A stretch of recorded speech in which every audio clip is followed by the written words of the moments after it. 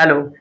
जिस बिरयानी को आप 10 मिनट में पेट भर के खा लेते हो, क्या आपको पता है कि वो बिरयानी हमारे बॉडी में घंटों लगता है डाइजेस्ट होने में?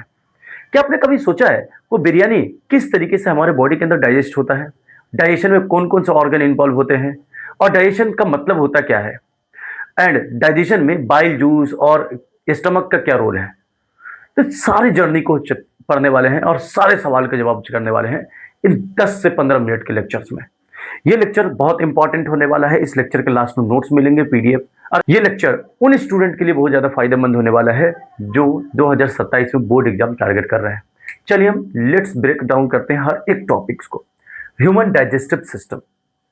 ह्यूमन डाइजेस्टिव सिस्टम में दो पार्ट्स होते हैं। सबसे पहला हमारे पास है, ये पाथ जो होता है फूड पाथ कहलाता है। फूड पाथ, इसी फूड पाथ को हम कहते हैं एलिमेंट्री कैनाल या फूड कैनाल बोल सकते हैं। ये दो चीज इसमें माउथ होते हैं, oesophagus, stomach, small intestine, large intestine, rectum, anus. देखिए इसको पूरा अच्छे से डायग्रामेटिकली विजुअलाइज कर लेते हैं। देखिए माउथ होते हैं, जो हमारे पास माउथ में ही टंग होता है, जीभ, जबान। ऑसोफेगस होते हैं, उसके बाद फिर जस्ट नीचे वाला पार्ट। उसके बाद हमारे पास ये जे शेप स्ट्रक्चर बना हुआ है जिसको हम स्टमक बोलते हैं। एंड स्टमक के जस्ट नीचे यहाँ पर जो हमारे पास स्ट्रक्चर दिख रहा है उसको स्मॉल इंटेस्टाइन कहते हैं। ये स्मॉल इंटेस्टाइन यहाँ तक पूरा अंदर में फैला हुआ है। स्मॉल इंटेस्टाइन के पास ही आप देख रहे हैं ऊपर में यहाँ पे गॉल ब्लैडर है जो कि स्टोर करता है बाइल जूस को। एंड यहाँ पर नेक्स्ट आप देख सकते हैं यहाँ पेनक्रियाज दिया हुआ है और ये हमारे पास बड़ा सा ये लीवर दिख रहा है। उसके बाद ये यहाँ पर अपेंडिक्स है जो कि वेस्टिजियल है, इसके बारे में हमको कुछ ज़्यादा नहीं जानना है। ये लार्ज इंटेस्टाइन आप देख रहे हैं, लार्ज इंटेस्टाइन ये यहाँ पे लिखा हुआ है, ये कॉलन उसका पार्ट है। एंड लास्ट में हमारे पास रेक्टम आ जाता है। तो ये एलिमेंट्री कैनल का पूरा ओवरव्यू था डायग्राम का। अब वन बाय वन कर करके हम सारी चीज़ों को जान लेते हैं। एलिमेंट्री कैनल में ये जो सारे ऑर्गन इन्वॉल्व है, mouth, oesophagus, small intestine, large intestine and rectum, anus, सबका अपना अपना खुद का कुछ न कुछ फंक्शन है। वन बाय वन कर करके सारी चीज़ों को देख लेते हैं। उससे पहले हम ये जान लेते हैं कि डाइजेशन का मतलब क्या होता है।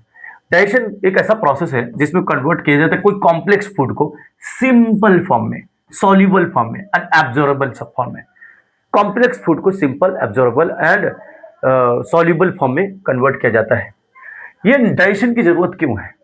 क्योंकि कॉम्प्लेक्स मॉलिक्यूल हमारे बॉडी के अंदर एब्जॉर्ब कैसे होगा, एनर्जी के तौर पर यूज कैसे होगा। ये जो फूड हम खाते हैं, चपाती खाते हैं, बिरयानी खाते हैं, वो हमारे बॉडी में यूज भी तो होना है। यूज होने के लिए इतना बड़ा फॉर्म कैसे हमारे बॉडी में चला जाएगा, इसलिए डाइजेशन जरूरी है। Cell can be observe by the simple molecule, simple molecule को ही ऑब्जर्व कर सकता है हमारा सेल, इसलिए डाइजेशन इंपॉर्टेंट है। डाइजेशन में सबसे मेन इंपॉर्टेंट पार्ट जो आप यहाँ देख रहे हैं, सबसे पहले माउथ आता है। ये देखिए फूड का जो पाथ होता है उसमें सबसे पहले माउथ, नेक्स्ट ऑसोफेगस है, स्टमक है, small intestine, large intestine, rectum and anus. ये सबसे इंपॉर्टेंट चीजें हैं, ये आपको सीक्वेंस याद रखना है। Mouth, oesophagus, stomach, small intestine, large intestine, rectum and anus. सबसे पहले फूड कहाँ इंटर करता है? माउथ में ही, है ना। चल अब यहाँ पर डाइजेस्टिव ग्लैंड में आ जाता है। हमारे पास तीन तरह का ग्लैंड है, salivary gland, liver and pancreas. ये तीन तरह का ग्लैंड आपके पास दिख रहा है। ये तीन ग्लैंड डाइजेशन में रोल करता है। चलिए माउथ के बारे में पढ़ लेते हैं। सबसे पहले माउथ को ही बकल कैविटी कहते हैं, क्योंकि ये माउथ जो है ओरल कैविटी भी कहा जाता है, बकल कैविटी कहा जाता है। ये तीनों एक ही चीजें हो गई यहाँ पर। सबसे पहले इसमें सलाइवा के बारे में रोल आता है। सबसे इंपॉर्टेंट रोल है सलाइवा, जिसको जूस कहते हैं, सलाइवा जूस। सलाइवा जूस जो सीक्रेट होता है ये ग्लैंड से रिलीज सीक्रेट होता है, इसका नाम है सलेवरी ग्लैंड। अब ये सलेवरी ग्लैंड तीन तरह का ग्लैंड होता है जो कि हमारे पास जॉ के पास पाया जाता है, चिक के पास, है ना। उसके अंदर पाया जाता है सलाइवरी एमाइलेज नाम का एक एंजाइम। ये एमाइलेज एंजाइम क्या करता है? स्टार्च का ही डाइजेशन करके क्या कर देता है? सिंपल शुगर में कन्वर्ट कर देता है। यानी डाइजेशन स्टार्ट माउथ में ही हो जाता है और जिस एंजाइम के द्वारा डाइजेशन होता है उसका नाम है सलेवरी एमाइलेज। ये सलाइवा के अंदर पाया जाता है। नेक्स्ट बात कर लेते हैं टंग के बारे में। टंग क्या करता है? फूड को मिक्स करता है सलाइवा के साथ और स्वेलिंग में हेल्प करता है, टेस्ट करता है फूड को। टीथ का काम होता है मैकेनिकल डाइजेशन। बस मैकेनिकल डाइजेशन कौन करवाता है? टीथ करवाता है। और केमिकल डाइजेशन माउथ के अंदर कौन करवाता है? सलाइवा, क्योंकि उसके अंदर एमाइलेज नाम का एंजाइम होता है जो कि स्टार्च को डाइजेस्ट कर देता है सिंपल शुगर में। ऑसोफेगस, इसको फूड पाइप भी कहते हैं।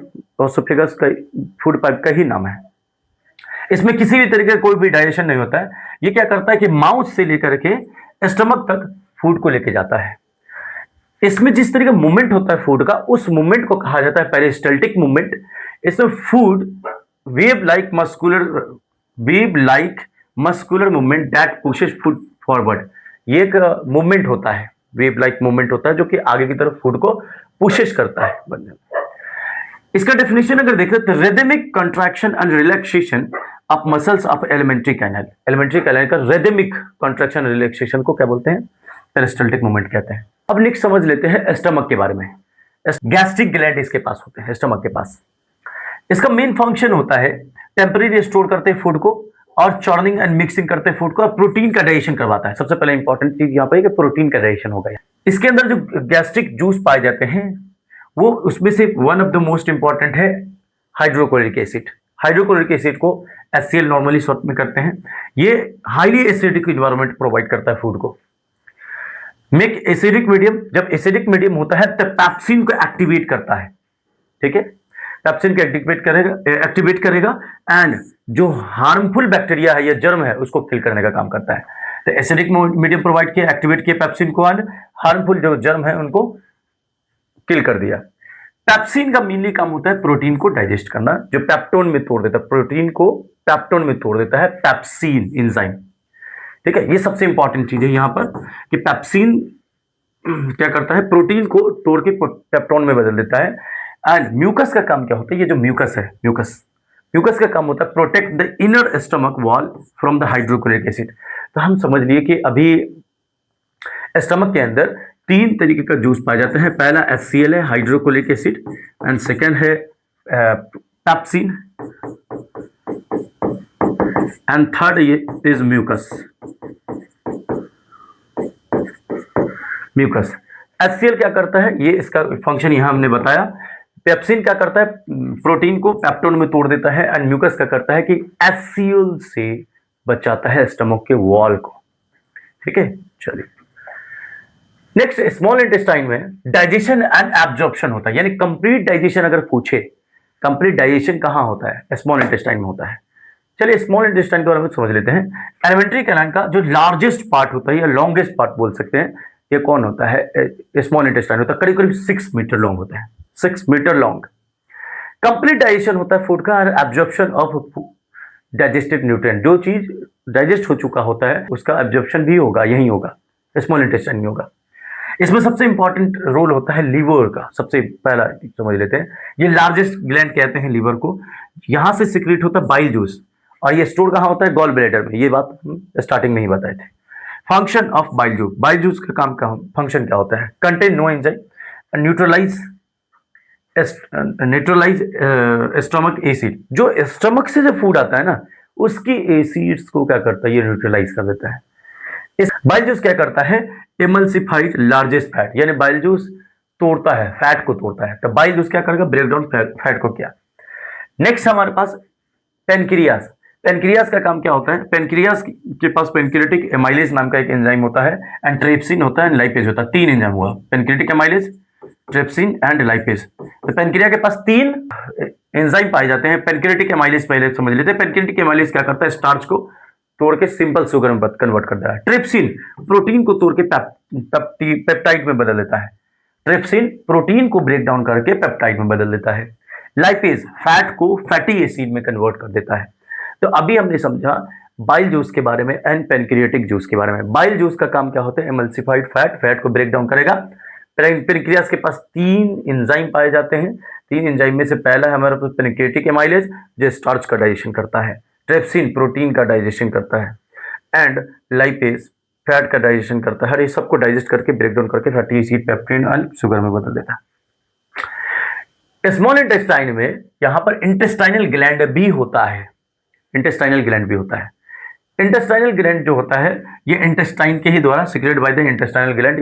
इंटेस्टाइनल ग्लैंड जो इस इंटेस्टाइन के ही अंदर से रिलीज होता है। इसका काम मेनली ये होता है, प्राइमरी रोल होता है कि कंप्लीट डाइजेशन हो सके प्रोटीन का एंड कार्बोहाइड्रेट का। इसके लिए इंटेस्टाइनल ग्लैंड होता है। और केमिकली क्या करता है? पेप्टाइड्स को एमाइनो एसिड में बदल देगा, एंड शुगर जो मेल्टोज था उसको ग्लूकोज में बदल देता है। तो इंटेस्टाइनल ग्लैंड के बारे में हमने समझ लिया। नेक्स्ट बात कर लेते हैं जो एंड प्रोडक्ट क्या हुआ डाइजेस्ट होने के बाद। हमारे पास जो फूड डाइजेशन हुआ डाइजेस्ट होने के बाद फूड में जो कार्बोहाइड्रेट था वो ग्लूकोज में कन्वर्ट हो जाता है, प्रोटीन अमाइनो एसिड में कन्वर्ट हो जाता है, fats fatty acid and glycerol में कन्वर्ट हो जाता है। जो स्मॉल इंटेस्टाइन के द्वारा जो एब्जॉर्प्शन होगा फूड का, उसके बारे में समझ लेते हैं। अब जब सारे फूड डाइजेस्ट हो चुके हैं तो अब फूड ब्लड स्ट्रीम के अंदर क्या होगा, मिक्सिंग होगा यानी अब्जॉर्ब होगा।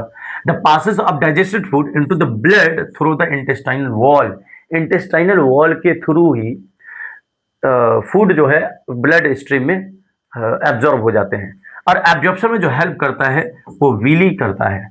व्हीली क्या होता है, finger like projection present in the small intestine. Small intestine में फिंगर लाइक प्रोजेक्शन पाए जाते हैं, उसे को व्हीली कहते हैं, जो कि एब्जॉर्प्शन में हेल्प करता है। इसका फंक्शन क्या होता है व्हीली का, significantly increase the surface area for the maximum absorption efficiently.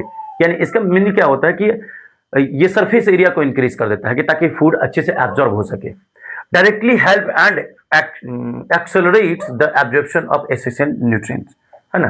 Next, large intestine, rectum and anus. Large intestine क्या करता है, वाटर का एब्जॉर्प्शन करेगा, एब्जॉर्प्शन मिनरल का करेगा एंड ये सॉलिड फॉर्म में कन्वर्ट कर देता है जो अनडाइजेस्टेड फूड है, जो डाइजेस्ट नहीं हुआ उसको, ठीक है। रेक्टम क्या करते हैं, स्टोर्स फेसेस टेम्पररी। ये जो अनडाइजेस्टेड फूड है जो सॉलिड फॉर्म में बदल गया था उसको कुछ समय के लिए स्टोर करता है। और NS removal of faces from the body, ये हमारे बॉडी से फूड को क्या करता है, जो अनडाइजेस्टेड फूड थे उसको रिमूव कर देगा। तो कुछ इंपॉर्टेंट टर्म है जो बोर्ड के एग्जाम के लिए इंपॉर्टेंट है। इंजेक्शन का मतलब होता है फूड को हमारे बॉडी के अंदर पुट करना, चाहे हाथ से हैंड से जैसे भी हो। तो फूड को हम अपने बॉडी के अंदर पुट किए उसको बोलते हैं इंजेक्शन। डाइजेशन क्या करते हैं, किसको कहते हैं, break down of complex food into the simple food. Absorption क्या होता है, जो फूड डाइजेस्ट हो चुका है वो हमारे ब्लड के अंदर एब्जॉर्ब हो गया, उसे बोलते हैं एब्जॉर्प्शन। और एसिमिलेशन क्या होता है, जो फूड हमारे ब्लड स्ट्रीम में था वो सेल्स तक पहुंचा और सेल उसको अलग अलग तरीके से एनर्जी के तौर पर यूज कर लिया, यानी एनर्जी के फॉर्म में यूज कर लिया, तो उसको बोलते हैं यूटिलाइजेशन ऑफ फूड बोल सकते हैं, एब्जॉर्ब फूड, उसी को बोलते हैं एब्जॉर्प्शन। एंड इजेशन, जो फूड डाइजेस्ट नहीं हुआ था उसको हम अपने बॉडी से रिमूव कर दिए, उसको बोलते हैं इजेशन। नेक्स्ट, सबसे इंपॉर्टेंट थिंग कि जो बोर्ड एग्जाम में जो क्वेश्चन पूछे गए हैं उस क्वेश्चंस को पहले देख लेते हैं। In human beings when the process of digestion is complete, human beings में जब डाइजेशन कंप्लीट होता है फूड का, तो प्रोटीन जो होता है, कार्बोहाइड्रेट और फैट किस में कन्वर्ट हो जाते हैं। प्रोटीन अमाइनो एसिड में कन्वर्ट होता है, ठीक है, कार्बोहाइड्रेट ग्लूकोज में एंड फैट फैटी एसिड में कन्वर्ट हो जाते हैं। बहुत अच्छी बात। शीड ये तो नहीं होगा, अमाइनो एसिड ये नहीं हो सकता है, sugar glucose, sugar amino acid fatty acid ग्लाइसरल नहीं हो सकता है, फैटी एसिड एंड ग्लाइसरल हो सकता है, ये सही है। ये option B option is correct option, ठीक है। तो ये तीनों नहीं हो सकता है क्योंकि यहाँ पर फैटी एसिड सिर्फ दिया हुआ है, ग्लाइसरल नहीं दिया, यहाँ पर ये भी नहीं हो सकता, ग्लूकोज को फैटी एसिड बोल दिया जो कि कार्बोहाइड्रेट फैटी एसिड में नहीं बदलता है। एंड यहाँ ये तो डायरेक्ट ही गलत है क्योंकि पहला शुगर तो दे दिया, प्रोटीन शुगर में थोड़ा कन्वर्ट होता है। चलिए नेक्स्ट क्वेश्चन है, what is emulsification of fat. क्या होता है emulsification of fat. Emulsification of fat क्या होता है, जो बाइल जूस के द्वारा जो फूड ब्रेक डाउन होता है उसे को क्या बोलते हैं, इमल्सिफिकेशन ऑफ फैट बोलते हैं, है ना। और यहाँ पूछा गया है कि the name the organ secrete, जो बाइल जूस जहां से सिक्रेट होता है उसका नाम बताने के लिए बोला गया है। लीवर से सिक्रेट होता है और लीवर क्या करता है, बाइल जूस को सिक्रेट करता है। Which substance is responsible for this process, जो क्या करता है बाइल जूस क्या करता है, फैट पर एक्ट करता है और उसको इमल्सिफाइड करता है फैट को, तो यही प्रोसेस है। ये कुछ क्वेश्चन है, why does the stomach release hydrochloric acid, क्यों रिलीज करता है hydrochloric acid stomach. State any two function of HCl in digestive system, कुछ दो फंक्शन बताना है। And name the enzyme present in saliva, saliva के अंदर जो एंजाइम पाए जाते हैं उसको बताना है और उसका क्या रोल है डाइजेशन में। ये दो क्वेश्चन आप कमेंट सेक्शन में इसका आंसर लिखिएगा, ये आपके लिए है। अगर आप हमारे साथ जुड़े रहते हैं तो इस तरीके का नोट्स जो हमने पढ़ा है उसका फ्लो चार्ट नोट्स है, जो पूरे स्लाइड्स को ये हमने 2 पेजेस में कन्वर्ट कर दिया है। ये पूरा फ्लो चार्ट्स है जो कि आपको इसके कमेंट सेक्शन में मिल जाएंगे। इसका फुल लेक्चर आप हमारे साथ इसी तरीके से बने रहें और हमारी तरफ से कोशिश रहेगी कि जो 2027 में जो भी स्टूडेंट बोर्ड एग्जाम में बैठ रहे हैं उनके लिए हमारा पूरा एक सीरीज तैयार हो सके।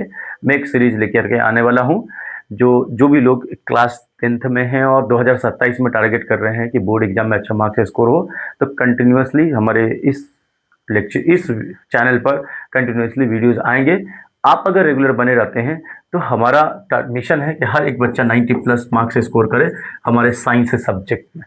ठीक है, तो कंटिन्यूसली बने रहें एंड इसी तरीके के कंटिन्यूसली आगे वीडियो अगर मिस नहीं करना चाहते हैं, इसका नेक्स्ट पार्ट मिस नहीं करना चाहते हैं, तो आप जल्द से सब्सक्राइब कर दें और कमेंट करें नेक्स्ट पार्ट किस टॉपिक पे होना चाहिए।